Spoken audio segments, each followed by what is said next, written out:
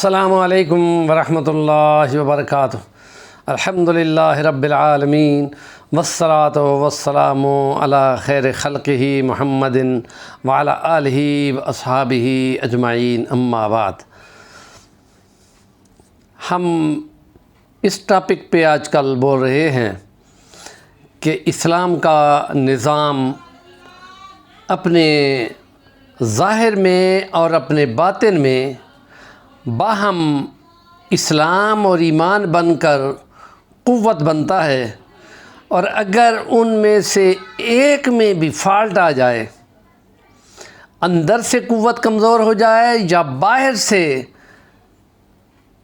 عمل میں نقص آ جائے، اندر کے اعتقاد کو بھی کمزور کر دے گی۔ اندر کا اعتقاد کمزور ہو جائے تو بعمل منتشر ہو جائے گا۔ وہ اندر سے جن کو یقین ہوتا ہے کہ اللہ ہی ان کا رب ہے، ان الذین قالوا ربنا اللہ ثم استقاموا، پھر وہ اس پر استقامت دکھاتے ہیں کہ اللہ ہی ہمارا پالنہار ہے، جو رزق دیتا ہے، جو مسئلے حل کرتا ہے، جو مشکلیں دور کرتا ہے، جو غموں کا مداوع ہے تو اسی سے ہوگا۔ تو یہ باہر کا عمل بنے گا تو عبادت گزاری اچھی بن جائے گی، اور وہ خشوع و خضوع عبادات میں، اور پھر اس میں مزید اگر شوق بڑھے گا تو نفلیں بن جائے گا، تہجد گزاری بن جائے گی، اشراق بن جائیں گے، اوابین بن جائیں گے، دوپہر کے چاشت بن جائیں گے، 2 رکعت نفل حاجت بن جائیں گے، استغفار بن جائیں گے۔ اپنے کیے کی ندامت کی طرف پلٹ کر بندے کو رونا دھونا جب بنے گا کہ 2 سیکٹ جس میں ایک مرد ہے اور ایک عورت ہے، اور مرد کو کہا کہ تم نے نگاہ کو نیچی رکھنا ہے، اور عورت کو کہا ہے کہ تم نے اپنا ظاہر چھپانا ہے، الا ما ظہر منہا، اس میں ہاتھ باہر ہوں یا پیر باہر ہوں یا اس کا ڈھانچہ باہر ہو، وہ تو ظاہر ہوگا ہی ہوگا۔ اب اس کو اگر دیکھنا ہے تو مرد کو کہا نگاہ نیچی کا لینا، اور پھر یہ بھی ساتھ کہا ہے کہ یہ نہیں کہ عورت دیکھتی رہے، وَلْيَغْضُضْنَ بِأَبْصَارِهِنَّ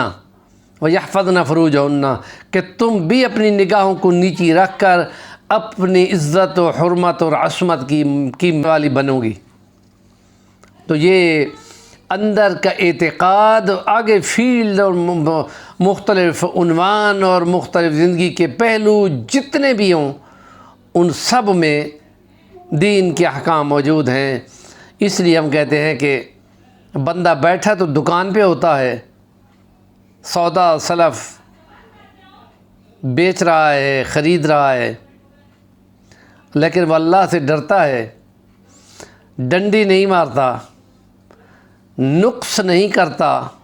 ناپ تول میں کمی نہیں کرتا، لینے کا پیمانہ اور دینے کا پیمانہ اور، قوم شعیب کی طرح کہ جن پر عذاب آیا تھا اور زلزلے سے وہ ان میں سے کوئی بھی نکل نہیں سکا تھا، اور اس لیے اس نے یہ کہا تھا بقیت اللہ خیر لکم، وہ جو سودا لیتے دیتے کچھ بچ جاتا ہے بس وہ پرافٹ ہے۔ یہ انفلیشن جو ہے اس کو تعین کرنا، یا چیزیں ہیں کہ اس میں تجارت میں چیزوں کی سپلائی روک دی جاتی ہے، اس کو ذخیرہ اندوزی کہتے ہیں، یہ تمام چیزیں نبی پاک صلی اللہ علیہ وسلم کی تعلیمات میں کتاب ہے، تعلیم قرآن حکیم ہے، تشریح کی آپ نے، ان کو آپ نے حرام کہا ہے۔ اور جب حرام بن جائے گا تو پھر جناب آپ نے جو باہر منہ میں لقمہ ڈالنا ہے وہ اندر جا کر ایمان کو زہر آلود کر دے گا، اور وہ کھانا اندر کی تمام جڑیں کاٹ دے گا اور باہر کی تمام نقش مٹا دے گا، اور پھر یہ سٹیج ہو جائے گی کہ بندہ ہر برا کام پسند کرنے لگ جائے گا، اپنے ایمان سے بھی جائے گا۔ تو ہم یہ کہنا یہ چاہتے ہیں کہ اسلام کا نظام ظاہر اور باطن دونوں میں ایک دوسرے کے ساتھ ملا ہوا ہے، بائی لیٹرل ہے، ایک ہے تو اس کا تعلق دوسرے سے ہے، اور دوسرا ہے تو اس کا تعلق پہلے سے ہے۔ اسی بحث کو مولانا بدر عالم میرٹھی نے